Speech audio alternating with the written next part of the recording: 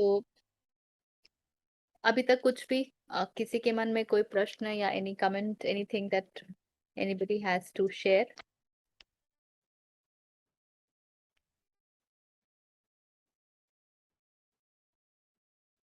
सांख्य योग में हमने अभी बस प्रवेश ही किया है। कुछ ही सूत्र कृष्ण के हम अभी तक देख पाए हैं, जो जहां पर कृष्ण बोलना शुरू करते हैं। शुरू के तो आरंभ के 10 जो सूत्र हैं, जो श्लोक हैं, उसमें तो अर्जुन और संजय के ही की वार्ता चल रही है, तब वो ही बोल रहे हैं। और हमने देखा था 14वें पर हम थे, करेक्ट?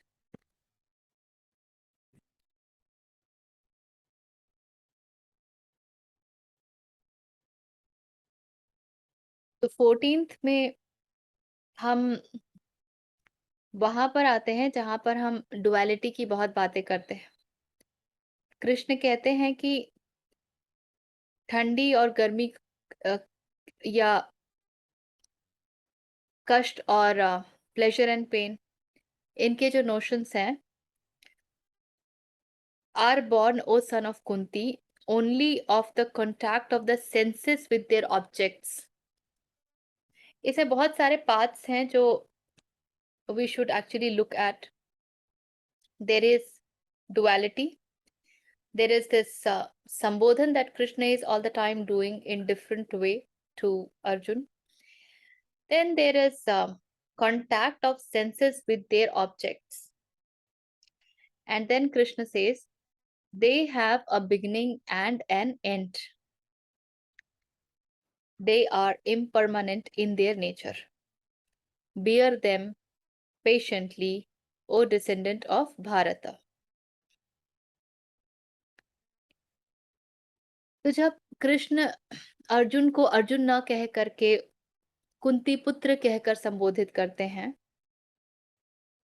तो उसके पीछे भी वी नो दैट अब कृष्ण को जिन्होंने भी भगवत गीता तरीके से पढ़ी है, they have always said that Krishna से अच्छा साइकोलॉजिस्ट कोई हो ही नहीं सकता। He was the most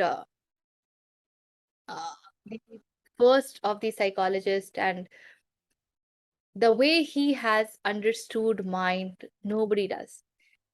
So when he is doing anything, there is a purpose. There is a purpose behind. तो जब वो कुंती पुत्र भी कहते हैं, तो वो बस यूं ही नहीं कह रहे हैं। कुंती पुत्र कहकर अर्जुन को कृष्ण कुछ याद दिलाना चाहते हैं। कृष्ण याद दिलाना चाहते हैं कि तुम किसके पुत्र हो।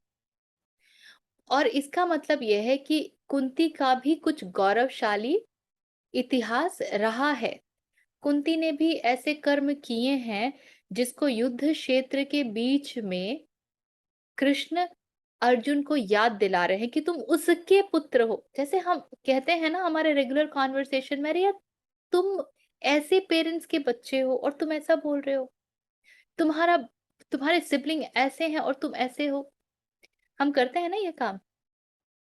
तो कृष्ण बहुत सटली इंडिकेट कर रहे हैं अर्जुन को कि तुम कुंती के पुत्र हो। और एक बात जो मैंने कई जगह सुना तो ध्यान में आई कि अर्जुन जो है, कुंती जो है, युद्ध से पहले कृष्ण गए थे उनके पास और पूछा था कि युद्ध में हो सकता है कि आपके सारे पुत्र मारे जाएं। तो कुंती को टोह रहे थे कृष्ण। तो कुंती कहती है कि जिस चीज के लिए उन्होंने आज तक शिक्षा ली है, जो कुछ भी सीखा है, वो क्षण आ गया है, अतः उन्हें युद्ध में जाना ही होगा। तो जब माता इतनी महान है कि वो एक सेंस ऑफ डिटैचमेंट से बात कर रही है, उसे इस बात का कष्ट नहीं है कि पुत्र मृत्यु को शायद प्राप्त हो जाए, किंतु धर्म ज्यादा महत्व रखता है। तो जब कृष्ण कह रहे हैं, तो याद दिला रहे हैं अर्जुन को कि देखो तुम ऐसे कुंती के पुत्र हो। तो हर एक बात जो कृष्ण कहते हैं ना, उसके पीछे कोई ना कोई कारण छुपा होता है। अब ये कह रहे हैं कि notion of heat and cold pain and pleasure are born, O son of Kunti, only of contact of the senses with their objects. तो पहली बात तो ये कि heat and cold, pleasure and pain dual opposites है, और हमने द्वैत के विषय में बहुत बार बात किया है। दो बातें जो दिखती बिल्कुल विपरीत हैं, लेकिन चलती बिल्कुल साथ हैं। They look opposite but they are always complementary. यदि एक है तो दूसरे का होना तय है। अगर दृष्टि, और इसी को जो है ना सूक्ष्म दृष्टि भी कहते हैं, कि आप जब आनंद के मजे के क्षणों में है, मैं आनंद का प्रयोग नहीं करूंगी, मजे के क्षणों में है, तो आपको ये समझ में आ जाए कि कष्ट भी दूर नहीं है। जैसे कुछ खाने में मजा लो तो फिर उसकी सजा भी मिलती है ना, या तो स्लोली एंड ग्रेजुअली हम डिजीजेस एक्यूमुलेट करते हैं, हमारा शरीर लेथार्जिक होता है, हम उसको और तामसिक चीजों से भरते हैं। तो कहीं ना कहीं तो we pay, it's just that we are not conscious of how we are paying. आप एक केक खाइए, पहला बाइट कितना अच्छा लगता है, wow amazing, chocolate cake, strawberry cake, vanilla cake, pineapple cake, जो भी आपको पसंद है, you think and the mouth waters and you want to eat it.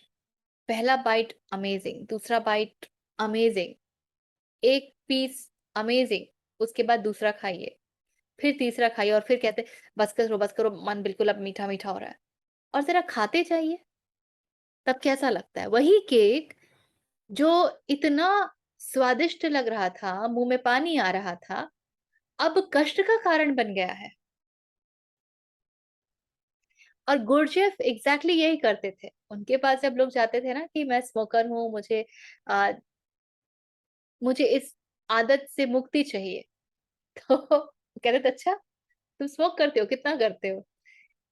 तो मैं तो पूरे दिन में 4 पैकेट पी जाता हूँ। अच्छा 4 पैकेट पी जाते हो? चलो देखते हैं कितना पी सकते हो। ले जाएंगे कमरे में बंद कर देंगे, और सिगरेट पर सिगरेट, सिगरेट पर सिगरेट, सिगरेट पर cigarette. Gurdjieff has been very revolutionary in his methodologies, to an extent that the person will feel each every puff will become, oh my god, I can't just take it. उसको जैसे कि याद आए तो डर लग जाए कि बाप रे। The association of cigarette smoking with the pleasure is totally broken, and he will associate it with the pain. So the next time when you think of cigarette, you will all of a sudden remember that pain. दुख की आवश्यकता हमको पड़ती है क्योंकि हम सुख में तो इतने मजे मारते हैं कि कौन प्रभु को याद करे, कौन ईश्वर को याद करे। और दुख भी जब तक बहुत गहनतम नहीं होता है ना, हम थोड़ा सा समय बदलता है और हम वापस सब भूल जाते हैं। तो ये बड़ी सूक्ष्म दृष्टि खोजती है जो ये देख सके कि सुख और दुख कैसे एक साथ चलते हैं। कुछ भी का जो मन की जो प्रकृति है, मन का जो नेचर है ना, वो ही डुअल है। Mind is duality. So anything that we cognize via the mind will have its dual opposite.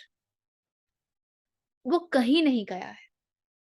हाँ, हम कितने सूक्ष्म रूप से देख पाते हैं कि हमको उसका जो विपरीत क्षण है वो भी दिख जाए। इसीलिए कबीर कहते हैं ना कि सुख में दुख में सुमिरन सब करे, सुख में करे ना कोई। जो सुख में सुमिरन करे तो दुख काहू कोय। जब सुख में कोई सुमिरन करेगा तो उसे ये याद रहेगा that this too shall pass। नहीं तो दिस टू शैल पास का हमारे जीवन में कोई महत्व नहीं है। हम दुख के क्षणों में दूसरों को बताने का प्रयास करते हैं this too shall pass, but what happens when we are taking lot of मजा? हम शॉपिंग में व्यस्त हैं, हम खाने में व्यस्त हैं, हम टीवी में व्यस्त हैं, हम मूवीज में व्यस्त हैं, हम ओटीटीज में व्यस्त हैं। इवन जब आपके पास करियर सक्सेस आते हैं और आप उसके बिल्कुल मद में चूर हैं कि मैंने किया, I have performed, I have done this. So do we really remember? We don't. हाँ रोहित, बोलिए। तो ऋचा जी, ये जो ड्युअलिटी है इसको क्रॉस करने के लिए इंडिया में काफी सारे साधु संत जो होते हैं वो एक्सट्रीम वेदर सिचुएशंस में जाके बैठते हैं, कोई एक्सट्रीम ठंडी में, कोई एक्सट्रीम गर्मी में। एंड काफी लोग उसको कंडेम भी करते हैं बेसिकली। तो how feasible is this technique, अगर हम गीता के पॉइंट ऑफ व्यू से देखें, टू राइज अबव ड्युअलिटी, खुद को एक्सट्रीम सिचुएशंस में इस प्रकार से डाल देना? बिकॉज मैंने सुना है कि बुद्धा भी ऐसे एक्सट्रीमिटीज को काफी कंडेम करते हैं, जबकि वो खुद उस प्रोसेस से एक पॉइंट पे जा चुके हैं स्वयं। बट टुवर्ड्स, पता नहीं वो अभी लोग कहते हैं या एक्चुअली वो कंडेम करते थे ऐसे एक्सट्रीमिटीज को। वो कंडेम करते थे। बुद्ध के लिए तो मध्यम मार्ग का सूत्र बहुत पॉपुलर है, हालांकि मध्यम मार्ग को भी बहुत मिस इंटरप्रेट किया गया है, समझा नहीं गया है। लेकिन फिर भी लोगों के अनुसार मध्यम मार्ग का मतलब होता है ये छोर है, ये छोर है, जो बीच में है वो मध्यम मार्ग। बुद्ध का अर्थ मध्यम मार्ग से वो कभी भी नहीं था। तो दोनों प्रश्न को देख लेते हैं आपके। पहला तो ये कि आप जब शरीर को टॉर्चर करते हो एक्सट्रीम ठंड एक्सट्रीम गर्मी में बैठ करके, उसका कोई अर्थ नहीं है जब तक शरीर के साथ जुड़ाव बचा हुआ है। जब तक शरीर से बिल्कुल चिपके हुए हैं, अटैच्ड है, आइडेंटिफिकेशन गहरी है, तब तक इन बातों का कोई मतलब ही नहीं है कि आप शरीर को कितने कष्ट देते हो। हाँ, ये जरूर है कि हमारे दैनिक जीवन में हम शारीरिक आराम बहुत ढूंढते हैं, उससे बचना चाहिए। आपको कष्ट देने की आवश्यकता नहीं है ऐसा स्पेशल कि ठंड में जाकर के बैठे और गर्मी में बैठे। लेकिन जितने आराम हम शरीर को देते हैं, बल्कि आप देखिए हम जो कुछ भी करते हैं वो अंततः शरीर के आराम के लिए होता है। खाते हैं, हालांकि उसमें स्वाद का और मन का बड़ा रोल होता है, लेकिन भोजन शरीर के आराम के लिए होता है। हमको अच्छे अच्छे डनलप गद्दे चाहिए होते हैं शरीर को सुख देने के लिए। हम कार में जाना चाहते हैं, टू व्हीलर में नहीं जाना चाहते हैं, शरीर को सुख देने के लिए। और हमारा गहरे से गहरा डर भी जो होता है ना, वो शरीर के विनाश का ही होता है। क्या डर होता है? जब पैसे नहीं रहेंगे तो हमारी भाषा क्या है? हम भूखों मरेंगे। हम ये कहते हैं ना कि यार यहाँ तो खाने के लाले पड़ेंगे। तो the entire process is at the end of the day about conservation of this body. तो शरीर से जिस तरीके से हम चिपके होते हैं और इतना जो हमारा अटैचमेंट होता है ना, उससे दूर जाने के लिए इस तरह से कुछ अभ्यास लोग करते थे। लेकिन इनका कोई बहुत अर्थ नहीं है यदि आपका शरीर से तादाद में टूट नहीं रहा है। तो एक्सट्रीमिटीज की एग्जैक्टली जरूरत नहीं होती है। थोड़ा बोध हो, थोड़ा ज्ञान हो, और आपको अपने मन के खिलाफ जाना आना चाहिए। क्योंकि मन हर क्षण मस्ती मांगता है, आराम मांगता है। आप यदि इस बात को काट सकें तो बहुत फर्क पड़ जाता है। धीरे धीरे you will you will be able to see. प्रयास करें कि ये शरीर क्या है। आप अपने आप को आईने में देखते हो, और ये बात ना मुझे कई दिनों से बहुत चौंका रही है कि I have been asked actually कि you see yourself in the mirror and just try and see कि the the one who is in the mirror is seeing the one whom you think is seeing। तो वो जब प्रयास करती हूँ ना, तो मुझे जो एक बात लगती है कि मुझे लगता है कि मैं ऐसे दिख रही हूँ क्योंकि everything around me is making me feel that this is how I look, but do I really look like this? How do I know? मैंने अपने आप को तो कभी देखा नहीं है, क्या पता कि मिरर में कुछ ये ना हो। आप देखते हैं ना मिरर, कॉन्वेक्स कॉनकेव, वो बहुत सारे टाइप्स के होते हैं, तो अब हम सब अलग अलग तरीके से दिखते हैं। मुझे कैसे पता कि मैं ऐसी ही दिखती हूँ जैसी मैं दिख रही हूँ, जैसी मैं मुझको दिख रही हूँ? और अगर ऐसा है तो how can I get stuck with the idea of looking good and beautiful? And what is this idea of beauty? Physical beauty. So the moment you start digging these deeper, you will yourself see that the you will be able to create some distance between yourself and the body. और yogis जो बहुत sincerely तपस्या वगैरह साधना कर रहे होते हैं, वो तो इसलिए भी केव वेव में जाते हैं क्योंकि दैनिक जीवन में आपको आपकी लाइफ में ना इंटरफेयर करने के लिए पूरी दुनिया आ जाती है। ट्रेस पासिंग फुल टाइम, हर कोई आता है, उसको लगता है कि आपके जीवन के ऊपर उनका कुछ अधिकार है। ट्रेस पासिंग तो योगी सब भाग जाते हैं। तभी कहते हैं ना कबीर की मात पिता सुत बांधवा, इन मुझे भूल रही हूँ। मात पिता सुत बांधवा, आलस बंधु कानी, गुरु दरस को जब चले ये अटकावे आनी, ये कहते हैं। So one reason they go to caves is because of this. But the other reason why they go to Himalayas and all that is also because of the energy, the ether it supports. The universe has a process. Universe has a process. So the ether at those levels, the kind of energy which has not been polluted, they are very supporting. They work as a catalyst in the entire system. इसलिए चाहते हैं। इस इच्छा से बिल्कुल नहीं जाइए कि मुझे अपने शरीर को प्रताड़ित करना है। जैसे जैनों में है ना कि इतने फास्ट रखने। ओशो स्वयं जैन थे लेकिन खूब मजाक उड़ाते थे, जबरदस्त। कहते थे कि जाके एक जैनी से पूछो, उसके पास पूरा साल का हिसाब होगा कि मैंने कितने सारे फास्ट रखे, मैंने ये रखा, वो रखा, वो रखा, वो रखा। हंसते थे ओशो की, और सब गिना करके सब खराब कर दिया।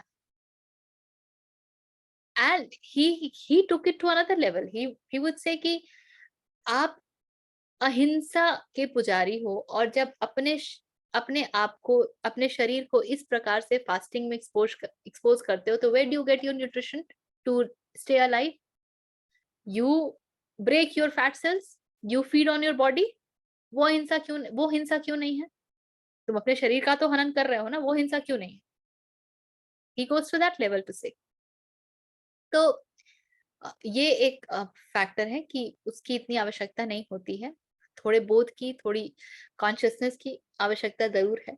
चेतना का स्तर इतना नीचा नहीं होना चाहिए। और जहां तक बुद्ध के मध्यम मार्ग का बात है, तो मध्यम मार्ग के लिए जो बुद्ध जिस उदाहरण का प्रयोग करते हैं ना, वो कहते हैं वीणा। वीणा से किस स्थान पर धुन निकलती है, तो वीणा को कितना टाइट किया जाए, उसके जो तार हैं उनको कितना कसा जाए या कितना ढीला छोड़ा जाए। तो बुद्ध पूछते हैं कि अच्छा, अगर मैं इनको बहुत कस दूं तो क्या होगा? उत्तर मिलता है कि तार टूट जाएंगे। और अगर मैं बिल्कुल ढीला छोड़ दूं तो क्या होगा? तो उत्तर मिलता है कि ढीला छोड़ दोगे तो धुन ही नहीं निकलेगी, कंपन नहीं होगा। तो बुद्ध कहते हैं कि जिस स्थान पर उचित धुन स्वर निकले, सही ध्वनि निकले, वो ही आवश्यक है, और ये मौसम के अनुसार बदलता है। लकड़ी का वाद्य यंत्र है, बारिश में फूलता है, गर्मी में सिकुड़ता है। गर्मी में जितनी कसावट से ध्वनि निकलेगी, धुन निकलेगी, बारिश में वो बदलेगा, ठंड में भी वो बदलेगा। तो समय के अनुसार, परिस्थिति के अनुसार जो तुम्हें धर्म की ओर ले जाए, वो ही मध्यम मार्ग है। अतः यदि मेरे पास एक छोर ये है और ये है एक छोर, तो यहां से लेके इस छोर के बिल्कुल लास्ट पॉइंट तक सब कुछ मध्यम मार्ग में उपलब्ध होता है। मध्यम मार्ग में सब कुछ उपलब्ध होता है। आप यहाँ हैं, यदि समय परिस्थिति डिमांड करती है, तो उस समय आपके लिए वो ही मध्यम मार्ग है।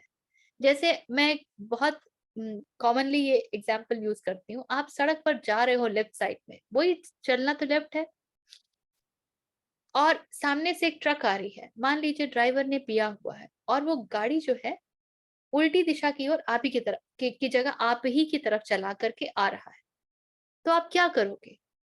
ट्रक से उम्मीद करोगे कि ड्राइवर जो है वो बदल ले अपनी दिशा, या आप खुद दाहिनी तरफ चली जाओगे? आप जाओगे ना दाहिनी तरफ, क्योंकि आपको पता है, आपको दिख रहा है कि वो तो गड़बड़ लगता है, धुत है। तो उचित क्या है? ये है मध्य मार्ग। किसी भी क्षण क्या उचित है, और इसीलिए स्पॉन्टेनियस होने का बड़ा महत्व है। इसीलिए you can never answer, you can never have a standard answer for anything. Situation बदलती है, उत्तर बदल जाते हैं। बुद्ध के साथ ही एक बहुत प्रचलित है ये कहानी कि आनंद तो साथ रहते थे, देख रहे थे। एक बार सुबह सुबह एक व्यक्ति बुद्ध के पास आया, पूछा, "अ, आप तो सब जानते हैं, मुझे ये बताइए ईश्वर है या नहीं?" बुद्ध ने उसे देखा, कहा नहीं है, बड़ा उदास होकर चला गया। अच्छा, नहीं है, ओके। फिर दोपहर में एक व्यक्ति आया, उसने भी यही प्रश्न पूछा, ईश्वर है या नहीं? बुद्ध ने उसको देखा, कहा है। फिर उदास होकर चला गया कि अच्छा, ईश्वर है। शाम को एक व्यक्ति आया, उसने भी यही प्रश्न पूछा। बुद्ध ने उसे कोई उत्तर ही नहीं दिया। वो थोड़ी देर बुद्ध के सानिध्य में बैठता है, और उसके बाद अनुग्रहित हो करके, प्रणाम कर करके, बुद्ध के चरण छू छू करके चला जाता है। आनंद जो देख रहे थे ये सब बौखला जाते कि ये क्या चक्कर है भाई, एक ही प्रश्न ईश्वर है कि नहीं, एक को बोलते हैं, एक को बोलते नहीं है, और तीसरा जो नाचते नाचते गया है उसको तो कोई उत्तर ही नहीं दिया। तब बुद्ध कहते हैं, पहले तो वो प्रश्न तुम्हारे नहीं थे, तो उत्तर भी तुम्हारे लिए नहीं थे, तुमने सुने क्यों? अब जब सुन लिया है तो ये जानो कि जो सुबह पूछने आया था कि ईश्वर है या नहीं, वो आस्तिक था, और उसे अपने ईश्वर में बड़ा भरोसा था। तो मैंने कह दिया नहीं है, क्योंकि उसने उसी के चारों ओर अपना महल मन का खड़ा कर रखा था। जो दोपहर में आया, उसने उसके मन में बड़ी बड़ी एकदम बैठी हुई थी बात कि ईश्वर तो है ही नहीं, कुछ नहीं। तो मैंने कहा है, तो उसका जो महल था वो भी चकनाचूर हुआ। और जो शाम को आया था, वो वाकई जानना चाहता था ईश्वर है कि नहीं। तो मौन में उसे सब समझ आ गया, और इसीलिए वो नाचते हुए गया। तो प्रश्न जो है वो कभी प्रश्न नहीं होते, प्रश्नकर्ता के प्रश्न होते हैं। महत्वपूर्ण प्रश्न नहीं, प्रश्नकर्ता होता है। Answer should always be given to the one who is asking, not to the question. Anybody who is genuinely spiritual knows this very very well. और मैं देखती थी, हम लोग जब सत्र में जाते थे ना, तो अभी भी आचार्य प्रशांत के साथ कुछ का कुछ उत्तर कभी भी मिलेगा, जो उन्होंने कहा अगली बार कुछ उल्टा ही बोलेंगे। और ये मुझे बात समझ में आई जब मैंने एक बार ओशो को सुना। कृष्ण की बात कर रहे थे। एक श्रोता ने पूछा कि वैसे तो आप कृष्ण की नहीं, क्राइस्ट की बात कर रहे थे, और जीसस को जेन, अपने जेन के भाष्य में ओशो ने लेफ्ट राइट सेंटर धोया है। और क्रिश्चियनिटी के ऊपर एक, जीसस के ऊपर एक बोला है, इतना सुंदर बोला है, मतलब आपको लगेगा कि क्राइस्ट से ऊपर तो कोई है ही नहीं। So you will find him so contradictory. तो ही सेड दैट, मैं जब भी कुछ कहता हूं तो तुम उसके चारों ओर अपने महल बना लेते हो, मेरा काम है उन महलों को तोड़ना। मैं तुम्हें यहाँ महल देने थोड़ी आया हूँ, मैं तो उनको फोड़ने आया हूँ।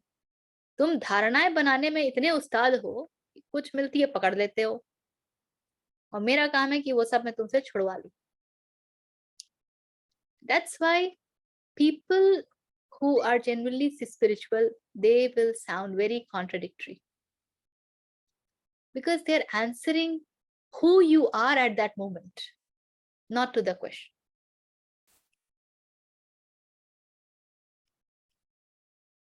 Yeah, Rohit. Yes, Richa ji, understood.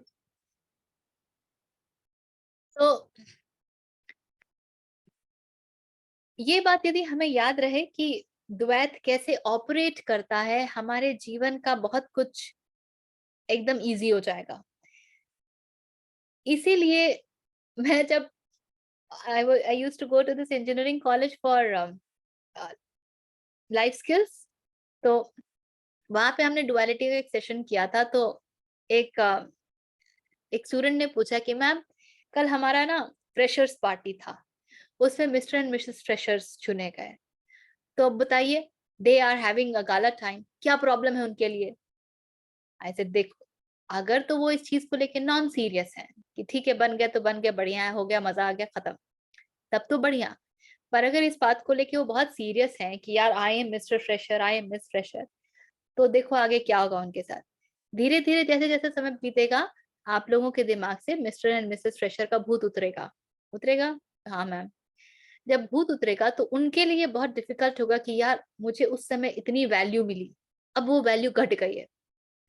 उस वैल्यू को बनाने के लिए, उस इमेज को बरकरार रखने के लिए, they will be doing lot of nonsense. ये पेनफुल है कि नहीं है? अभी अचानक से ना जैसे कि ज्ञान चक्षु खुल जाते हैं, हाँ मैम है।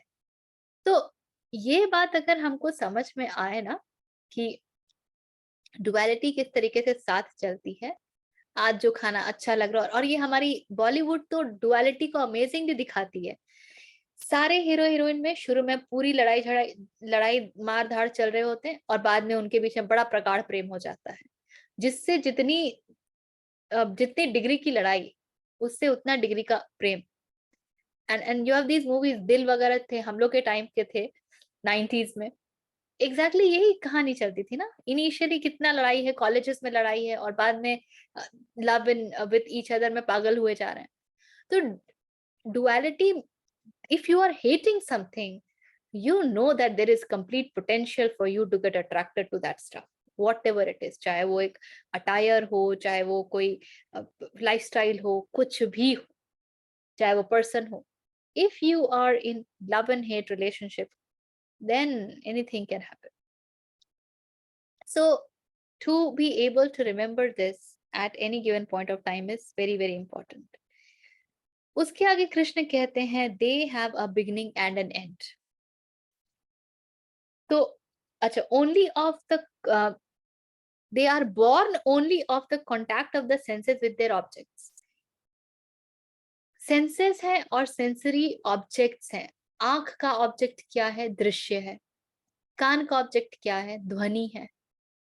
ध्वनि जब तक कान में नहीं पड़ती है, तब तक हमको कोई प्लेजर या पेन का एहसास नहीं होता। तब तक हम ये नहीं कहते कि कैसी कर्कश आवाज है या कितनी मीठी वाणी है।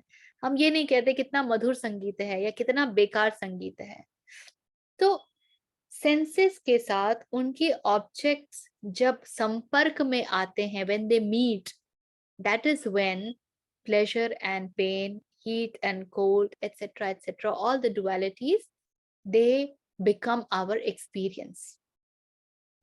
And then this, he says that they have a beginning and an end. तो यदि किसी भी चीज का आरंभ है और अंत है, तो बहुत सीधी सी बात है कि वो समय में है। It is in time. That is why it has got beginning and it has got end. और कोई भी चीज, अब ये हो सकता है कि हम औसतन 80 साल जीते हैं, 100 साल जीते हैं, तो वो चीज जो 500 साल चलती है, 1000 साल चलती है, हमको लगे कि ये तो परमानेंट ही है, क्योंकि हमारे पहले भी थी, हमारे बाद भी होगी। वो कब से थी हमको पता ही नहीं है, और कब तक होगी हमको पता ही नहीं है। आज आज के समय साइंस ने इतनी प्रगति कर ली है कि वो एक स्टार का भी एज निकालता है कि सन का भी लाइफ इतना बिलियन ईयर्स है, ये है वो है। पर एक समय था जब ये चर्चाएं हम कर ही नहीं सकते थे। लेकिन मन के परिधि में जो कुछ भी आता है, anything that comes in the boundary of mind, ये सब स्टैंडर्ड थंब रूल के जैसा जान जाइए। उसका डुअलिटी में होना एसेंशियल है। आप जानना चाहते हैं तो थोड़ा सा you be with that, you will get to know the dual objective, you will discover the dual objective, and you will also discover how it is moving in time. और जिसका भी आदि है और अंत है, they are impermanent in nature, तो वो मरण धर्मा होती है। इसीलिए मृत्यु लोक है, कोई भी चीज से ये उम्मीद करना कि ये सालों साल चलेगी, ये महाबेवकूफी है। एंड टू नो, और इसलिए जब कभी आपका कोई बड़ा फेवरेट ड्रेस खराब हो जाए, फट जाए, आपके फेवरेट किस पुस्तक की के पन्ने को फाड़ दिया जाए, anything, you have seen people crazy about their cars, एक स्क्रैच नहीं आना चाहिए, वो धोने वाले की लेफ्ट राइट सेंटर कर देते हैं।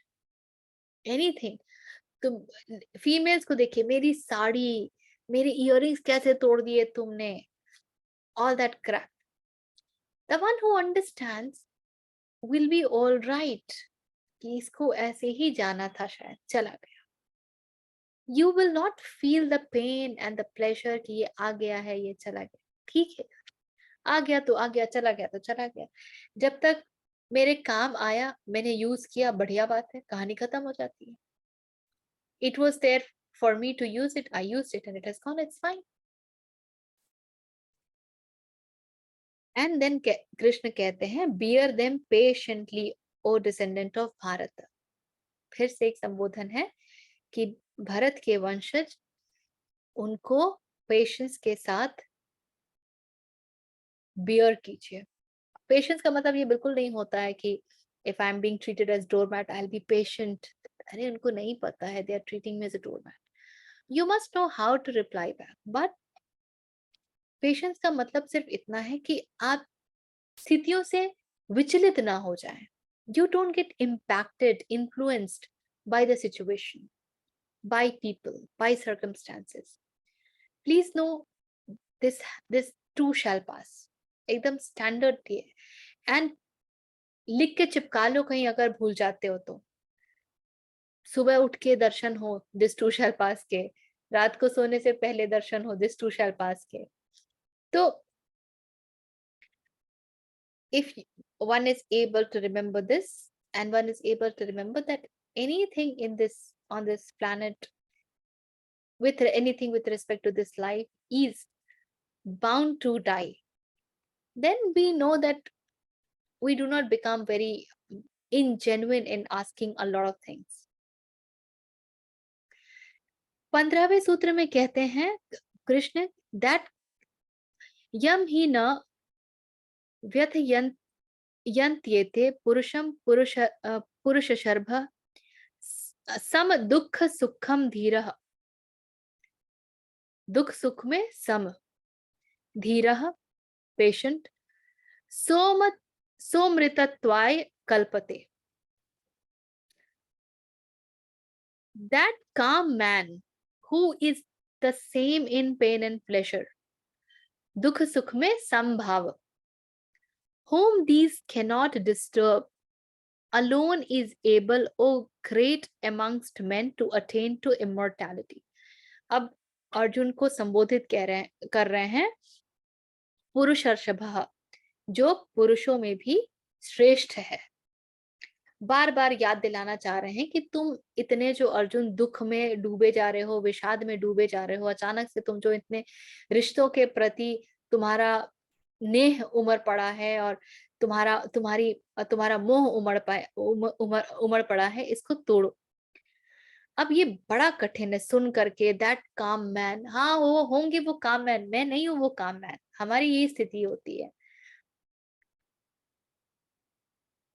वो व्यक्ति जो दुख और सुख में संभाव में रह सकता है, जैसे ये बातें कष्ट नहीं देती हैं, डिस्टर्ब नहीं करती हैं, हिलाती नहीं हैं, सिर्फ वो, ही alone is able to attain to immortality. Immortality मतलब क्या? इमोर्टैलिटी का मतलब बिल्कुल नहीं है कि शरीर बचा रहेगा, या ये मन भी बचा रहेगा जिससे अभी हम ये सब कुछ सोचते हैं। वो व्यक्ति जो समभाव में जीने लगता है, वो वहां जाके बैठता है, या ये कहें वो आत्मस्थ हो जाता है, वो आत्मा में स्थित होने लगता है। तो जो आत्मन में स्थित होता है, फिर उसके लिए, क्योंकि आत्मा के ऊपर ये सब लागू नहीं होते हैं, आत्मा जो है वो इमॉर्टल है, तो इसीलिए वो इमॉर्टैलिटी को प्राप्त हो सकता है। ये इतना सुनने में जितना आनंददायक लगता है ना, ये उतना ही कष्टदायी है या उतना ही मुश्किल है। टू बी दैट काम man, to be in that संभाव, हमें तो एक कुछ होता है और हमारा रिएक्शन ऐसे पर फर्र से निकलता है। किधर ध्यान रहता है संभाव, कहाँ हम अपने मन को रोक पाते हैं, काम हो पाते हैं कि कुछ और भी संभावनाएं हैं। सोच लो, बेनिफिट ऑफ डाउट ही दे दो, चीजों को शायद यूं ही होना था, यही शायद नियति है। हम अपने आप को ये सब नहीं कह पाते हैं।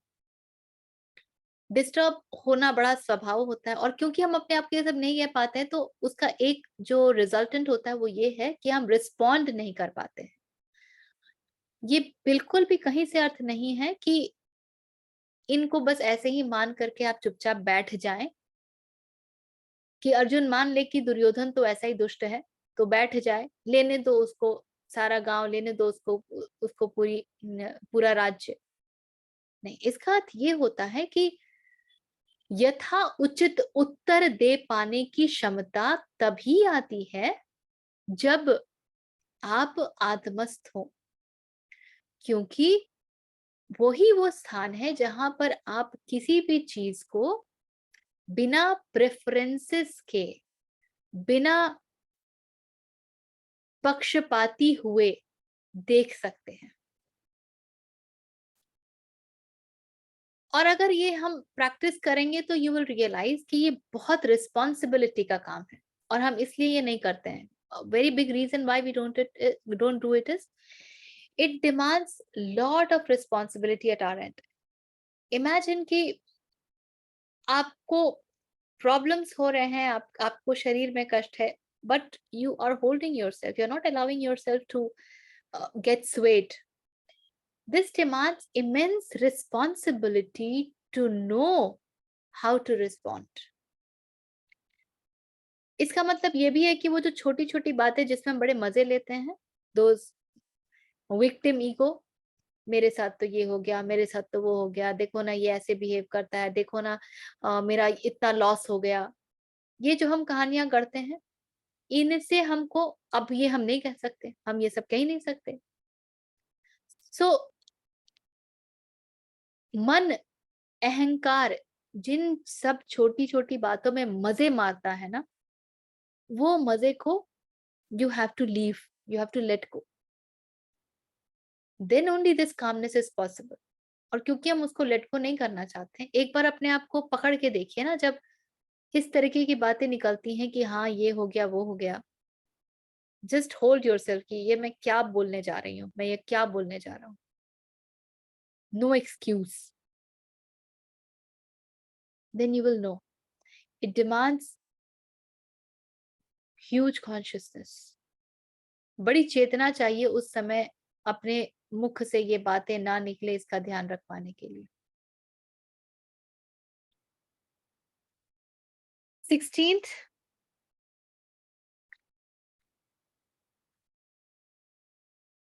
न असतो विद्यते भावो न अभावो विद्यते सतः, उभयोरपि दृष्टोऽनंत सत्वन सत्वनयो। इसको मैंने ना तोड़ तोड़ करके लिखा था। सत्वनयो सत्व तत्वदर्शिभिः। The unreal never is, the real never is not. जो तत्वदर्शी होते हैं, the men those who possess this knowledge of truth fully know both of these. Shankaracharya के पास जाएंगे तो वो कहते हैं, विवेक का अर्थ ही यही कहते हैं, नित्य अनित्य, नित्य नित्य भेद विवेक। जो नित्य और अनित्य, नित्य क्या है, जो सत्य है, अनित्य क्या है, जो असत्य है। कृष्ण कहते हैं कि जो असत्य है, असत मतलब जो असत्य है, that which is not real, that never is, उसका कोई अस्तित्व ही नहीं है। हमारी नजर में उसका अस्तित्व है क्योंकि we have given it lot of importance and value. किसी चीज का असत्य होने का सिर्फ इतना अर्थ हो जाता है कि आपको पता है कि उसको महत्व कितना देना है। that you do not give value automatically becomes non-existence for you, isn't it? हम अपने बच्चों को बड़ा वैल्यू देते हैं बहुत, तो उनके साथ हमारा एग्जिस्टेंस उतना ही चिपका हुआ होता है। हम अपने काम को बड़ा वैल्यू देते हैं तो उनके साथ हम वैसे चिपके रहते हैं। The day you become easy with your work, you will know that it's okay, let it flow, let me do what is needed, and that is all. So to know things as, now the problem is, असत्य के पास भी अपने आप को महसूस कराने के लिए एक ही उपाय होता है, वो होता है कि वो सत्य का चोंगा ओढ़ करके आए। इवन अनट्रुथ हैज टू, आपसे यदि कोई झूठ बोलता है तो वो ये बोल के तो झूठ कभी नहीं बोलता है ना कि मैं झूठ बोल रहा हूँ। दावा तो यही होता है कि हम सत्य कह रहे हैं। आई am not lying, I am saying the truth, I am saying the fact. So the challenge of unreal is that it will always come in a form that will make us feel that it is real. That is a challenge. तो unreal never is, Krishna तो कह सकते हैं कि कृष्ण जहां बैठे हैं उनको दिखता है, उनको पता है। हमारे लिए, अर्जुन के लिए बहुत मुश्किल है, बिकॉज अनरियल भी हमको महसूस ऐसा ही करने देता है कि यही रियल है। एंड यू नो, ओशो बड़े बहुत ही मस्त बात कहते हैं। I was talking to my friend yesterday and he opened the book and these lines were there. He said, the one who takes his body very sincerely will also take the world very sincerely. अगर अपने शरीर को तुम बड़ा सत्य मानते हो और उसको बहुत सिंसियरली लेते हो, तो इस संसार को तुम ऑटोमेटिकली सिंसियरली लोगे, क्योंकि ये भी स्थूल है, वो भी स्थूल है। ये असंभव है कि एक स्थूल को बड़ा महत्व दे दिया है और दूसरे स्थूल को महत्व नहीं देंगे, ये असंभव है। And that is why the experiment starts with the body. You always begin to figure things out from the body. This is where you begin. ये है क्या? क्या है ये? Question this. The real never is not. अब पीछे वाली बात को ही अगर ले लें हम, जो 14th में कह रहे थे कृष्ण कि they have a beginning and an end. So unreal will always have a beginning and an end. And that is what is unreal. तो उस परिभाषा से यदि हम देखें तो रियल क्या है? Only truth is real, everything is unreal. Krishnamurti exactly यही कहते हैं कि उनका जो 2 स्टेप प्रोसेस है। Step 1 is to be able to see false as false, to be able to see unreal as unreal, to be able to know illusion as illusion. And then he says the second step, अगर आप सिर्फ पहले वाले में फंस जाओगे ना तो लाइफ में बड़ी उदासीनता आ जाएगी। जो उनका सेकंड स्टेप है वो है to be able to see the truth in the false, क्योंकि अंततः पूरी दुनिया, पूरा मैनिफेस्टेशन तो आत्मन का ही है ना। तो यदि सब में आत्म तत्व देख पाए, then you will not really be valuing the person, the personality, but the self with capital S in that.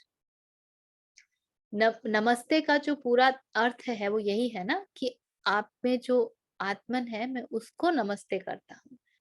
नमः अस्तुते, जो आप में है, that which is in you. What is in you? That which is in you is the real one, the truth. Because that only is. Everything else comes and goes. So how can we say that it is? उसके लिए तो एक समय होगा जब आप कहोगे कि ये तो नहीं है, कहाँ है? So to be able to remember this and to be able to live in this, that the unreal never is and the real never is not. So in every moment, we may not be able to experience the truth, to live in truth, to know the truth. We may not be able to figure out, इसमें क्या है यार, the person is behaving so irritatingly, उसमें truth किधर है? Personality के बाहर देख पाओ तो पता चलेगा। जब कबीर कहते हैं ना, निंदक नियरे राखियां आंगन कुटी छवाए, बिन साबुन पानी बिना निर्मल करे सुहाए। बहुत कोऑप्ट कर लिया गया है इसको सामाजिक तरीके से, पर कबीर ये कहते हैं कि जब तक तुम्हें ये समझ आता है कि कोई निंदा करने वाला है, तब तक तुम्हें सत्य का कुछ नहीं पता है। अभी तो अहंकार ही जीवित है, क्योंकि निंदा निंदा के रूप में तो अहंकार को ही प्रतीत होती है ना। Only ego will feel irritated, hurt, because it is being criticised. आत्मन को इससे क्या लेना देना? आत्मन को कौन क्रिटिसाइज कर सकता है? आत्मन किधर से हर्ट हो जाएगा? तो निंदक को अपने पास में रखो, अपने घर में ही उसके लिए जगह बना दो, क्योंकि if you are able to live through the process and find out कौन hurt हो रहा है, and allow that to evaporate, allow that to dissolve, so that बिन पानी साबुन बिना निर्मल करे सुहाए। अब आप इतने निर्मल हो गए कि उसकी बातें अब आपको कष्टप्रद लगती ही नहीं है, आपको निंदा महसूस ही नहीं होती है। You don't feel that you are being criticized, you are receiving sarcastic comments, which means the other person has not changed, the change has happened in you। और इसलिए आप अपने आप निर्मल हो जाते हैं, आप आत्मा में स्थित हो जाते हैं। So to be able to see who is getting hurt, what is this entire process happening, the men possessed of the knowledge of the truth fully know both these।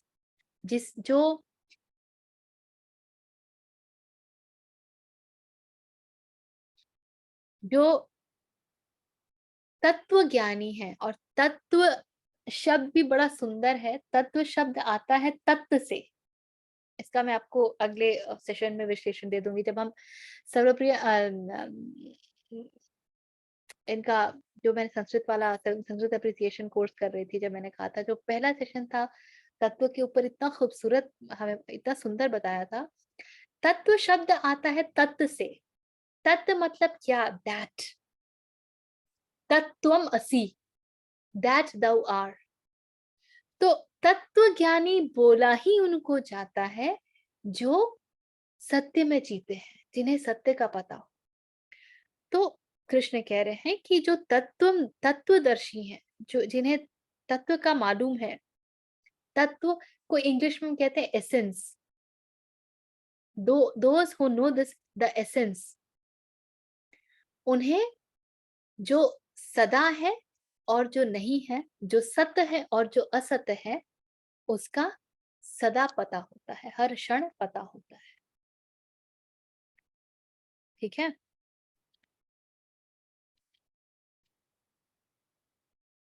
17वें सूत्र, अविनाशी तु तद्विति येन सर्वमिदं ततम्, विनाशम्यम यस्यास्य न कश्चित् कतुर्महर्ति। That by which all this is pervaded, that know for certain to be indestructible, none has the power to destroy this immutable।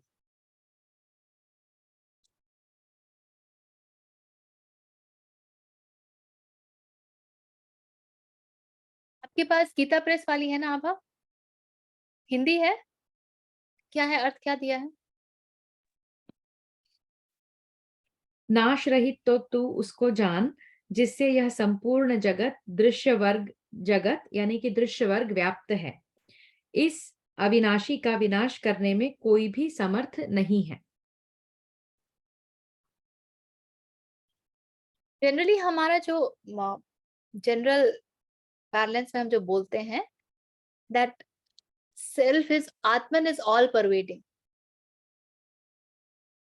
ये बोलते हैं ना कि कण कण में ईश्वर है। हम चूक जाते हैं। The moment we say it is all pervading, we are constraining it into space. In fact, जो the way you need to change the way to look at it is everything is in this. जैसे ही हम कहते हैं कि सत्य हर जगह है, तो हमने सत्य को भी स्थान में बांध दिया, तभी हर जगह है ना। लेकिन यदि ये कह सकें कि जगह भी सत्य में है, क्योंकि सत्य तो समयातीत है, कालातीत है, स्थानातीत है, बियॉन्ड स्पेस एंड टाइम है ना। तो इसको ऐसे कह लें जैसे समुद्र है और समुद्र में बड़े सारे वेव्स हैं, और हम ये कहें कि हर वेव में समुद्र है, तो क्या जहां वेव नहीं है वहां समुद्र नहीं है? इसको ठीक यदि उलट दिया जाए कि समुद्र में लहरें हैं, so Atman is like that ocean in which the waves of beings, things rise and fall, waves of appearances rises and falls. और कृष्ण कहते हैं कि ये जानो कि उसका, तुम उस अविनाशी का तुम कुछ नहीं बिगाड़ सकते। तो वहां तक पहुंचने के लिए कह रहे हैं कृष्ण अर्जुन को, जहां जहां पर किसी भी प्रकार से उसका विनाश किया ही ना जा सके, क्योंकि वो ही तो है और तो कुछ है ही नहीं, तो काहे का विनाश होगा। एंड इमेजिन, अभी इसको देख के लगता है कि अर्जुन बेचारा कैसा फंस गया होगा कृष्ण की ये बातें सुन के। He is in the midst of war, he is all caught up by the attachment with the loved ones, और कृष्ण इतने ऊंचे ज्ञान की बात दे रहे हैं। Krishna has started from the highest, Krishna has started from the highest, and when Krishna finds out कि अर्जुन के पल्ले कुछ नहीं पड़ रहा है, then he has to come down, और इसीलिए उसके बाद में जो है वो कर्म योग और भक्ति योग और वो सब आता है। शुरुआत तो ज्ञान योग से करते हैं, जिसको सबसे उच्चतम स्थान भी दिया गया है, लेकिन ज्ञान से वहां तक पहुंच पाना बहुत कठिन होता है, बिकॉज जो हम वेदों ने हमें जो मार्ग दिया है ना, श्रवण मनन चिंतन निधि ध्यासन का, सुनो, उसके ऊपर मेडिटेट करो, उसके ऊपर मनन करो, चिंतन करो, उसको सोचो, उसको जानो, उसको पियर्स इट टू, एकदम उसके भीतर घुस जाओ, और निधि ध्यासन, मेडिटेट अपॉन दैट, और तब प्राप्ति होती है। हमारे जीवन में जिस तरीके का फास्ट लाइफ हम जीते हैं ना, ये सब के लिए कोई जगह ही नहीं है। काहे का मनन, काहे का चिंतन, काहे का निधि ध्यासन, we have no time for all this, and this is why Patanjali हमारे लिए बड़े उपयोगी हो जाते हैं। कहते हैं कि तुम लोग को बिना कुछ किए मिलेगा नहीं, यू गाइस आर डूअर्स, और तो तुम कान पकड़ के साइड में बैठ ही जाओ, फिर you better sit and do. तो it is not that it is not possible through ज्ञान योग, पर प्रत्याहारा तो करना पड़ता है। You have to hold yourself from going to places wherein the chances of your slipping is very high. So hold yourself from going to malls, hold yourselves from going to parties, hold yourselves from going from being in such friends company wherein you have to gossip. हाँ, आप इतने सुदृढ़ हो जाएं कि आप लोगों से मिले और उनको आपसे कुछ मिल जाए, तो आप बेशक जाइए और मिलिए, तब तो आपका मिलना कार्य है। जैसे आचार्य प्रशांत कहते हैं, पाओ और गाओ। I was not doing the sessions, जो कॉलेज में जब सेशन था, क्योंकि मैं उसी ऑर्गेनाइजेशन के थ्रू जाती थी, तो संडे को हम लोग सेशंस के लिए भाग जाते थे 4-4 घंटे घर से, और घर में समय नहीं दे रहे हैं, और सैटरडे को क्लास लेने चले जाएंगे, तो यार दोनों वीकेंड में घर में नहीं हो तो बड़ा झंझट हो जाता था, तो मैं नहीं जाती थी। So he called me once and he said, Richa ji बहुत मिला है, अब गाने का समय आ गया है। तो मैंने कहा ठीक है, आप बोल रहे तो जाऊंगी। तो जब इतना पालो कि अब कुछ बुद्धि में घुसने लगे, थोड़ा तो स्थित हो जाओ, तो गाना भी आवश्यक है। Allow it to flow, then you go and sing the songs, but till that time, pratyahara. ठीक है, I think we can stop here. 18वें से अगले सेशन में बात करेंगे। Anything that's coming to your mind, anything that you want to ask or say, or कोई experience है, कोई प्रश्न है, तो we can take that. तो ऋचा जी, इसी विषय में मेरा प्रश्न है। आपने कहा कि Krishna is actually starting from the highest, ज्ञान योग की बात करके, एंड उसके बाद वो थोड़ा नीचे आ रहे हैं, लाइक कर्म योग, भक्ति योग, एटसेट्रा एटसेट्रा। तो आर कर्म योग एंड भक्ति योग ways to reach ज्ञान योग ultimately? When you reach from any way, you will find that all the ways meet on the top. जो ज्ञान योगी भी होगा, उसके भीतर भी भक्ति के बिना काम नहीं चलता है, नहीं तो वो अहंकारी हो जाता है। ज्ञान योग क्या करता है? नीति नीति करने के लिए कहता है ना, कहता है आई am not this, I am not that, न इति न इति। बट अंत में ये जो व्यक्ति ये कर रहा है कि ये मैं नहीं हूं, वो मैं नहीं हूं, वो ही बच जाता है, तो उसको तो काटना पड़ता है। तो वो कैसे कटेगा? फिर वो कटता है सरेंडर से, वो कटता है समर्पण से। तो भक्ति के बिना तो काम पूरा नहीं होता है। जो ज्ञान योग में स्थित होगा, उसके कर्म स्वतः ही निष्काम होंगे, वो कामना पूर्ण कर्म कर ही नहीं सकता। ठीक है ना?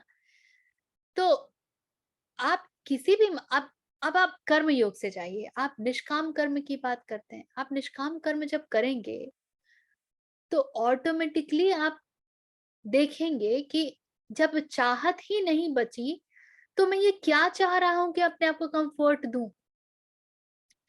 So then the whole drama of giving pleasure to oneself starts to disintegrate. Then one starts to see कि जितना खुल करके कर्म कर पा रहा हूं, उतना ही गा पा रहा हूं। Bhakti will automatically start to enter. You just try and be with that, and you will see that all of this culminates. एक से आप पहुंचोगे, दूसरा नहीं होगा, ये आवश्यक बिल्कुल असंभव है।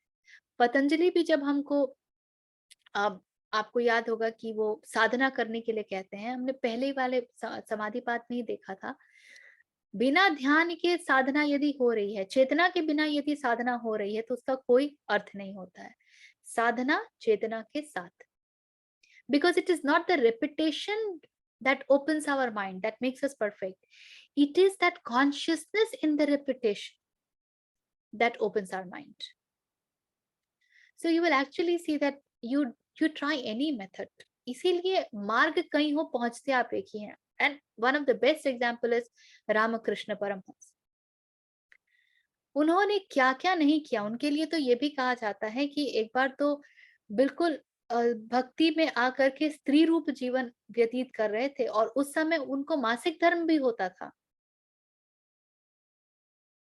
उनके जो अनुयायी हैं वो बताते हैं कि जब उन्होंने इस्लाम से को अपनाया कि मैं इस्लाम से वहां पहुंचना चाहता हूं, और बिल्कुल सब कुछ हटा दिया, काली के पास भी नहीं जाते थे, और बिल्कुल उसी तरीके से नमाज वगैरह पढ़ते थे। He reached that through that also. So you will actually notice that whichever way you pick up. इसीलिए कृष्णमूर्ति कहते हैं truth is the pathless land. Pathless क्यों? क्योंकि जैसी हमारी वृत्ति उसी के अनुसार हमारा मार्ग होगा. और क्योंकि हम सब में वृत्ति वही सारी होती है, लेकिन सबके प्रोपोर्शंस अलग अलग होते हैं. किसी में जेलसी ज्यादा है, किसी में एंगर ज्यादा है, किसी में कंपटीशन ज्यादा है, कोई सैडिस्ट ज्यादा होता है, कोई डिप्रेसिव ज्यादा होता है. तो वृत्ति के अनुसार आपको मार्ग चुनना पड़ेगा. जो मार्ग आप एक एंग्री मैन को दोगे, वही मार्ग यदि आप एक डिप्रेस्ड आदमी को दे दोगे, तब तो पूरा गड़बड़ हो जाएगा. सो कोई भी मार्ग आप ले लीजिए, अंत में everything कल्मिनेट्स, they all become one. एक ही स्थान से सबका प्रस्फुटन हुआ है, एक ही स्थान से सभी निकले हैं, और वो सब जाकर के वहीं पे विलीन भी हो जाते हैं.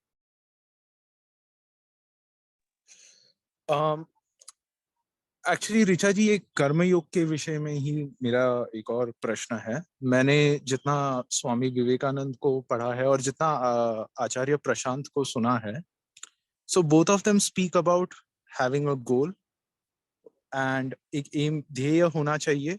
एंड आचार्य प्रशांत ये भी कहते हैं कि वो जो ध्येय होना चाहिए वो निष्काम यानी सही ध्येय होना चाहिए. ऐसा नहीं कि कोई भी गोल आपने सेट कर दिया और बिना किसी डिस्ट्रैक्शन के आप उस गोल की तरफ बढ़ रहे हो. You try to move towards that goal, जैसे एक अग्निबाण की तरह आप उसके तरफ बढ़ रहे हो. So is that a way to get into karmayoga by any veg?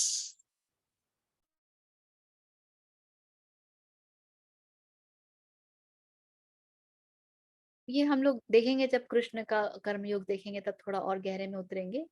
Okay. ये जो है ना, वो आप सिर्फ एक ही बना सकते हो, और वो है कृष्ण तक पहुंचने की. गोल की आवश्यकता हमको इसीलिए पड़ती है क्योंकि हम बहुत बिखरे हुए लोग हैं. हम हजारों दिशाओं में फैले हुए हैं. हमारा मन देखिए ना, हर तरफ दौड़ता है.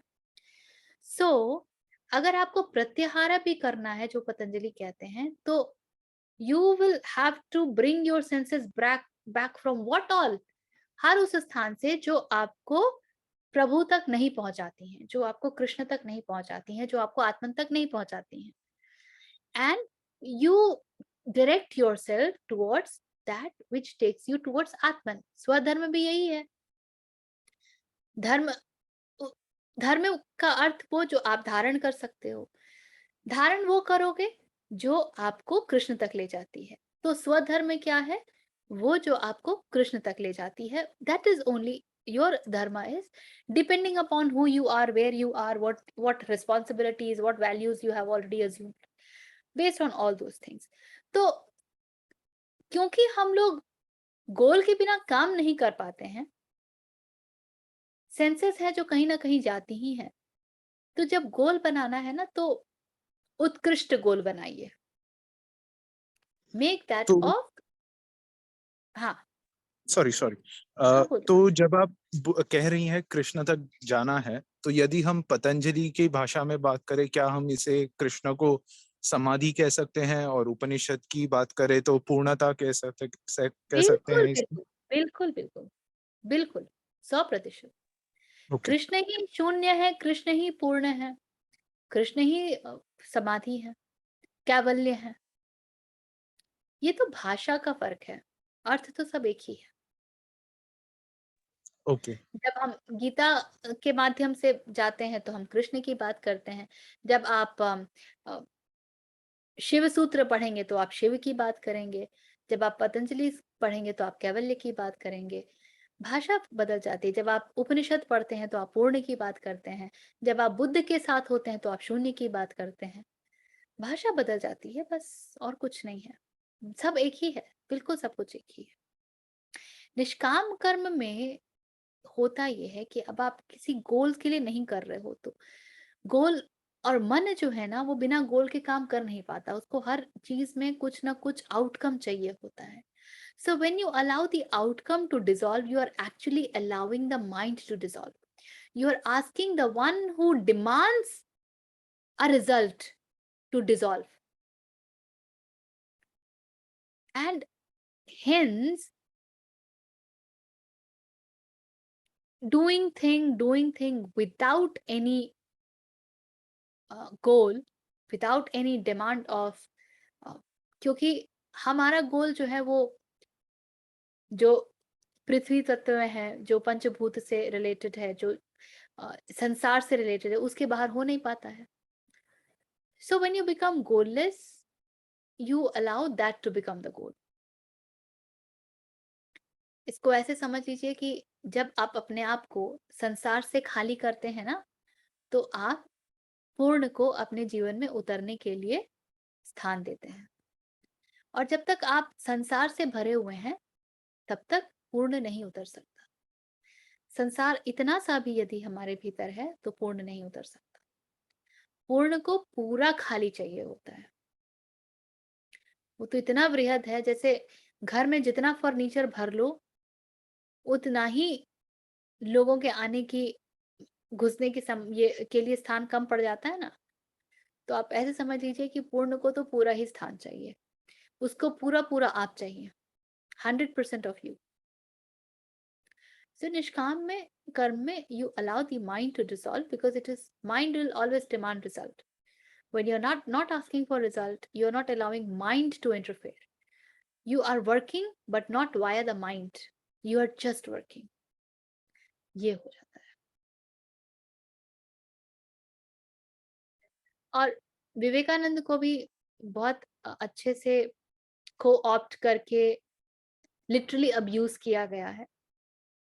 Goal, you must have goal in life. वो तो परम गोल की बात करते हैं, परम से किसी का कोई अर्थ है ही नहीं. And then people talk of goal. So he has also been in certain way abused very badly because he is utilized to, वो IAS करने की थोड़ी बात करते हैं, वो थोड़ी कहते हैं UPSC करना है, वो थोड़ी कहते हैं IIT करना है, वो थोड़ी कहते हैं कि आपको बहुत बड़ा बिजनेस टाइकून बनना है. No, that is not the goal. वो सब तो टेम्पररी. विवेकानंद के लिए ही है कि रामकृष्ण के पास आए, बहुत दुखी की मेरे घर में तो खाने के लिए भी कुछ नहीं है, मैं क्या मेरी माँ है, मेरे भाई बहन है, मैं उनको क्या क्या दूं, उनको मैं कैसे भूखा मारूं. तो रामकृष्ण कहते हैं कि जा तू अंदर, काली से मांग ले तुझे जो मांगना है. विवेकानंद जाते हैं और he gets very ecstatic and when he comes out, तो पूछते हैं रामकृष्ण की, मांगा तूने काली से? विवेकानंद कहते हैं क्या? तो रामकृष्ण कहते भाई तो जो तू मांगने गया था. तो विवेकानंद कहते अरे ये तो मैं भूल ही गया, मैं तो इतना आनंद में विभोर हो गया था कि मैं भूल ही गया कि मुझे मांगना है. तो रामकृष्ण हंसते कहते हैं कि मैं तो मूर्ख हूं, तू तो मुझसे भी बड़ा मूर्ख है, जा फिर से जा. विवेकानंद फिर जाते हैं, फिर एक एस्थेटिक होकर के नाच करके बाहर आ जाते हैं, फिर कुछ नहीं मांगते हैं. रामकृष्ण उनको तीसरी बार भेजते हैं, फिर वैसे ही आ जाते हैं. रामकृष्ण कहते तूने फिर कुछ नहीं मांगा, तू कितना बड़ा मूर्ख है, तुझे ये सब चाहिए और तूने मांगा ही नहीं.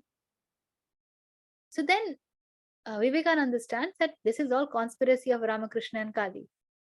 And then Ramakrishna blesses him कि तुम्हारे घर में खाने पीने की और जो बेसिक रिक्वायरमेंट्स ऑफ लाइफ है उसकी कमी कभी नहीं होगी. That is what he blesses him with. लेकिन उतने अभाव में होने के पश्चात भी, अपने आप को जिम्मेदारियों से भरा पूरा पाने के पश्चात भी, जब विवेकानंद काली के समक्ष जाते हैं तो मांग नहीं पाते हैं संसार, क्योंकि वो काली से इतना भर जाते हैं कि संसार की चीजों के लिए स्थान ही नहीं बचता है. तो जब तक मन कर्म कुछ भी मांगता है तो वो संसार का ही जुड़ा हुआ चीज मांगता है. जब आप निष्काम कर्म की बात करते हैं तो आप अपने चारों ओर से संसार को हटाते हैं. इसीलिए हालांकि मैं सोशल वर्कर्स के साथ खूब काम करती हूँ, ट्रेनिंग करती हूँ उनकी, लेकिन आप महर्षि रमन के पास जाइएगा ना तो वो सोशल वर्क को बहुत he will never ask you to do. उनसे तो कहा जाता था उस समय तो भारत पराधीन था, तो लोग कहते थे कि आप आपके पास इतने लोग आते हैं, आप इतने इन्फ्लुएंशियल है, आप क्यों नहीं जाके कुछ करते हैं भारत की स्वाधीनता के लिए? कहते थे कि तुम्हें कैसे पता कि मैं कुछ नहीं करता हूँ? मुझे जो करना है मैं बैठे-बैठे करता हूँ। That is what he meant. He never said that. So when you think you are doing social work, who is this person who is doing social work? Ask that, and then everything will follow. But the moment you just do it, it becomes beautiful. Then you are able to really give. Then you are able to really. और जब तक आप कर रहे हैं तब तक देखो ना रिटर्न में क्या क्या चाहिए। रिटर्न में वैल्यू चाहिए, समाज से ये चाहिए ना, you are doing such a great work, respect. And why do you need respect? कल को जरूरत पड़ेगा तो मैं जाऊंगा ना रिस्पेक्ट को भंजाने के लिए। एवरीथिंग वी डू, ये जितना ख्याति अर्जित करना और सबके सामने श्रेष्ठ बनना और ये सब नहीं, मुझे पैसा वैसा नहीं चाहिए, बट पीपल शुड रिस्पेक्ट मी, ताकि कल को मुसीबत पड़े तो लोगों के पास जाके बोल सको ना मेरे बच्चे को नौकरी लगवा दो, ये क्या है, ये मेरा ये काम कर दो, व्हाट इज दैट? सो अंततः जब भी कोई काम किसी भी लोभवश किया जाएगा, चाहे वो कैसा भी लोभ हो, वो घूम फिर के वहीं पे आता है। ये निष्काम कर्म कर पाना बड़ा कठिन हो जाता है। कामना रहित, यहाँ तो हर चीज कामना से परिपूर्ण है, हर चीज टू बी। इसीलिए फिर कहते हैं कि कामना ही करनी है ना, then pick up the real कामना, the one which is really श्रेष्ठ, the one which is supreme. फिर वो कामना पकड़, बी एम्बिशियस, लेकिन फिर आत्मन से नीचे कुछ चाहिए नहीं, एम्बिशन ही चाहिए ना। हमको तो एम्बिशन में बड़ा मजा आता है। तो क्या छोटे मोटे एम्बिशन लेके रखे हो कि इतना सैलरी हो जाना चाहिए, ये तनख्वाह हो जानी चाहिए, इतना बड़ा घर हो जाना चाहिए, then you be really ambitious and demand for that. क्योंकि कहीं से उस तरफ हमारा ध्यान होता नहीं है और हमें भरोसा भी नहीं होता है, लगता तो हम इन छोटी मोटी चीजों में बड़ा खुश होते हैं, अंततः ढूंढ तो सब आनंद ही रहे हैं। तो इन छोटी मोटी चीजों से लगता है कि अरे तुरंत मजा मिलेगा, तुरंत कितना अच्छा लगता है, कितना बड़ा घर खरीद लिया, इतनी बड़ी गाड़ी ले ली, और अभी मैंने गाड़ी ले ली तो सामने के 2 लोग जल गए कि अरे इसके पास तो गाड़ी आ गई। ढूंढ सब वही रहे हैं, अलग अलग तरीके से। सही तरीका अपना लो तो सही जगह पहुंच जाओगे। So it demands great reminder to oneself कि सत्य क्या है, असत क्या है, मैं क्या ढूंढ रहा हूं। और जब असत ढूंढो तो ये जान करके ढूंढो कि भाई इस समय मुझे इस असत की आवश्यकता है, बस इतना काम है। तो उससे चिपकोगे नहीं, उसके साथ कोई अटैचमेंट नहीं होगा, मोह नहीं होगा। और ये बड़ी बात है। आप अपने बच्चों के साथ भी मोह ना कर पाओ, ये बहुत बड़ी बात है।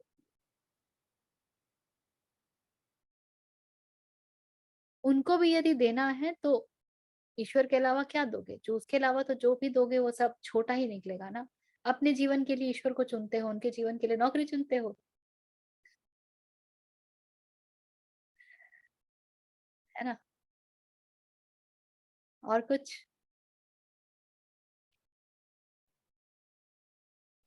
ऋचा जी, एक सवाल मैं पूछूं? बोलिए शिव जी। ऋचा जी, हाँ। मैं ये जो ग्रैटिट्यूड वाला जो पार्ट है ना, अभी मैं ग्रैटिट्यूड सपोज मैंने चालू किया 3-4 महीने पहले, मैंने जब से लिखना चालू किया, ठीक है, हम्म। बहुत हम्म। जोश से चालू हुआ हो। अभी हम्म। 3 महीने बाद में इस स्टेज पे आके रुक गया हूँ कि मेरे को अभी कुछ दिखता ही नहीं है। मतलब मैं एग्जाम्पल्स किसके बारे में अभी लिखूं? ऐसे कुछ नहीं। बोलने में तो अच्छा लगता है कि हाँ आप उसको ड्रिल डाउन करते ही जाइए, उसका पता नहीं कहाँ कहाँ पे आपको कुछ ना कुछ चीजें मिल जाएगा। लेकिन हाँ, अभी वो लिखने का बोला तो एक अजीब सी डिस्कम्फर्ट और फीलिंग आती है जहाँ पे कुछ मिलता ही नहीं है। अभी मैं किसके बारे में लिखूं?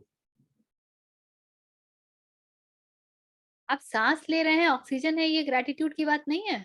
ये तो हो चुका ना, कितने बार उसी चीज हो को चुका लिखेंगे। मतलब आप हर बार लिखिए। अच्छा, लेकिन कुछ लोग ऐसा कहते हैं ना, मतलब जैसे बोला कि हर बारी आप नया नया कुछ ढूंढिए।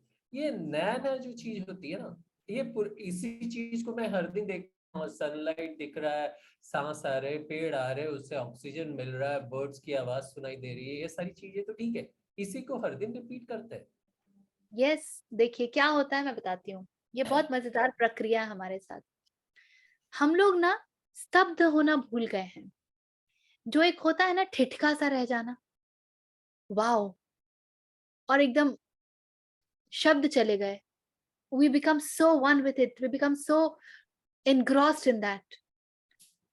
ये जो अनुभूति होती है ना, वो हम भूल गए हैं।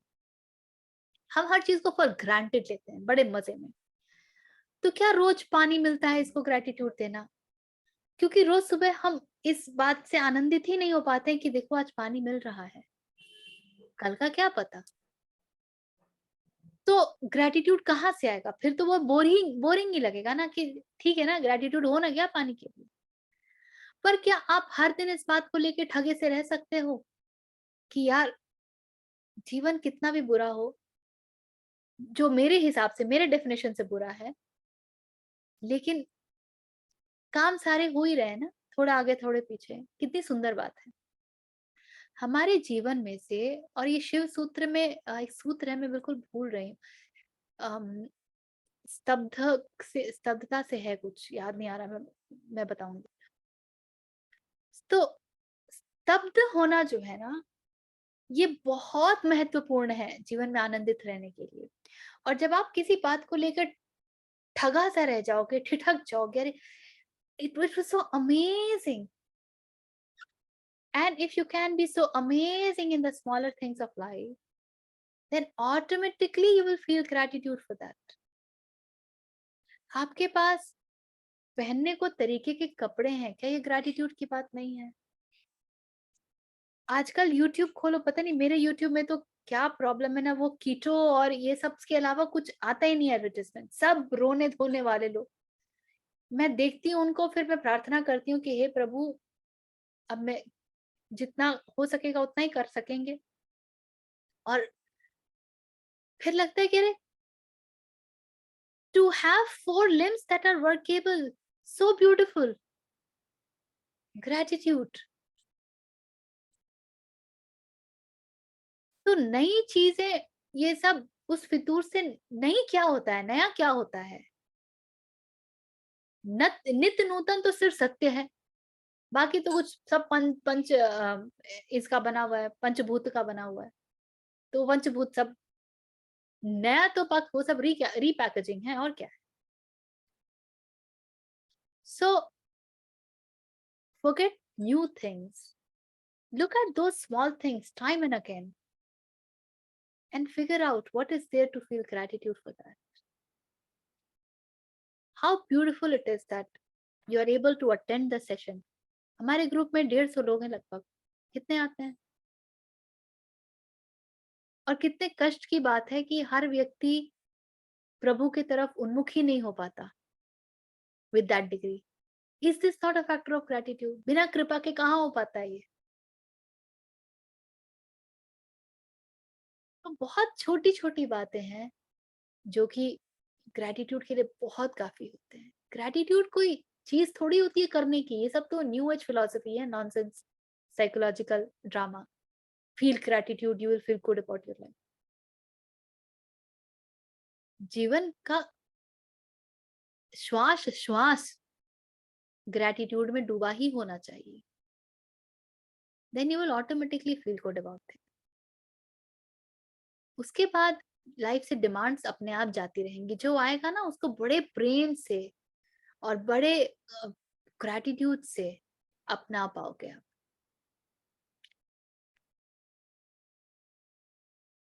ठीक है? मुझे एक सवाल पूछना था। ये हमने जो 5 लोग किए इससे रिलेटेड नहीं है, जनरल है। मेरी नानी है ना, she used to get up 4 in the morning and used to meditate. माला करती थी वो, और वो एक एक्टिविटी करती थी, नोटबुक में राम राम लिखा करती थी, 2 पेज और समथिंग।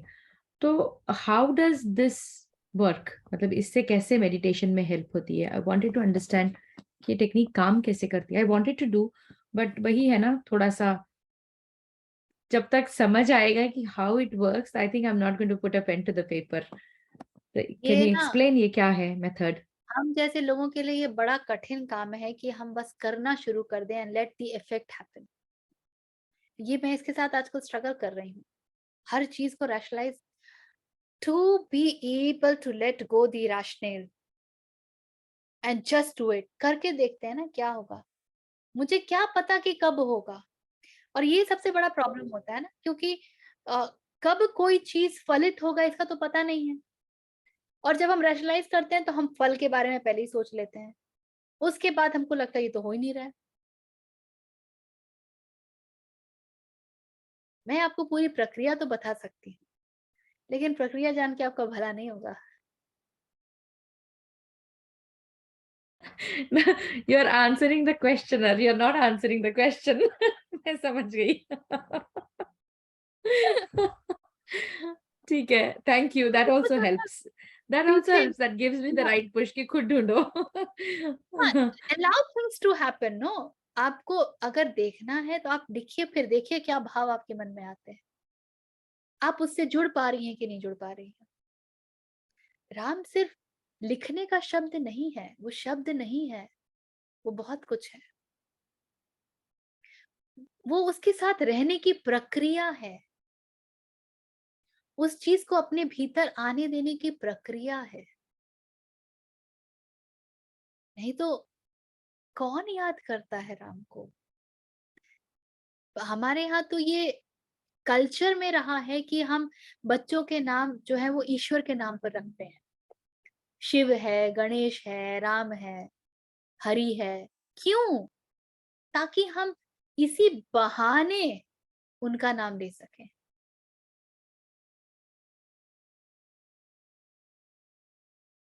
और उस तत्व का कुछ तो प्रवेश हमारे भीतर हो।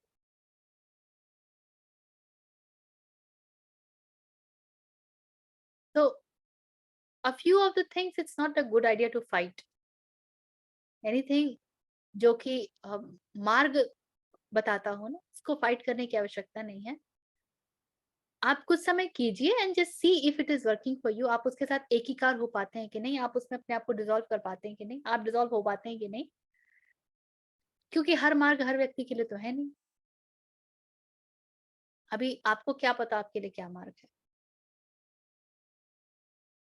तो लेट लूज। तो really the way is to experiment ना, ये चलेगा मेरे लिए कि ये चलेगा, ऐसे थ्योरेटिकली आप नहीं पता कर सकते हो। You have to do and see. Just okay, see what allows dissolution in you. क्या है जो आपको हल्का कर देती है, क्या है जो आपको बिल्कुल उड़ने पे चिंता रहित। भूकंप आ गया होगा, मैं चिंता रहित। हम्म। और कुछ शील जी, अभी ग्रेटिट्यूड को नए दृष्टि से देखना होगा, हम्म। है ना? हाँ जी। नहीं, मैं वहीं पे रुक गया था। मैं बोला हर दिन नए नए एग्जाम्पल्स में कहाँ से ढूंढ के लेके आऊं। बिल्कुल नहीं। उसी पानी को धन्यवाद देना है, अनुग्रहित हाँ, महसूस करना है, उसी भोजन को। right. खाना खाने के हर समय क्यों हम उसको प्रणाम करते हैं, क्यों हमारे यहाँ ये विधि बनाई गई? ताकि आप भोजन कॉन्शियसली चेतना के साथ कर पाए। अब हम लोग भोजन करते हैं ना, साथ में टीवी, रिमोट, मोबाइल। काहे का भोजन? भोजन से क्या हमारा कोई लेना देना ही नहीं होता है। एक एक निवाले का स्वाद हमको मालूम ही नहीं होता है। कब खाना शुरू किया, कब खत्म कर दिया, पता ही नहीं।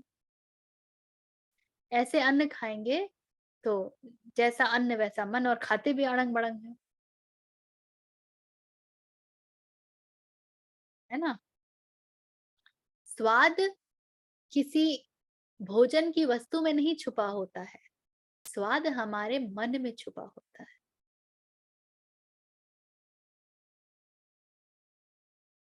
और कुछ? नहीं, ये लास्ट लाइन बहुत इंटरेस्टिंग था। आपने जो बोला स्वाद खाने में नहीं छुपा होता, खाना मन में छुपा होता है, ये मेरे को नहीं पता था। ये फर्स्ट टाइम अभी ये वाव वाली बात आ गई। ये ग्रेटिट्यूड है, सही है, क्योंकि अभी तक मेरे को ये नहीं पता था। ये मेरे लिए कुछ इंटरेस्टिंग है, अमेजिंग है। इस पे बात करेंगे, चलेगा। बिल्कुल। आज के लिए थैंक यू सो मच, ये बहुत इंटरेस्टिंग था। Great, gratitude. ठीक है, तो let's sit for the prayer. Just sit straight. If you know it, you can chant along with. Otherwise, just be with it. Take a deep breath. Om Purnamadah Purnamidam Purnat Purnamudachyate Purnasya Purnamadaya Purnameva Avashishyate. Om Shanti Shanti Shanti.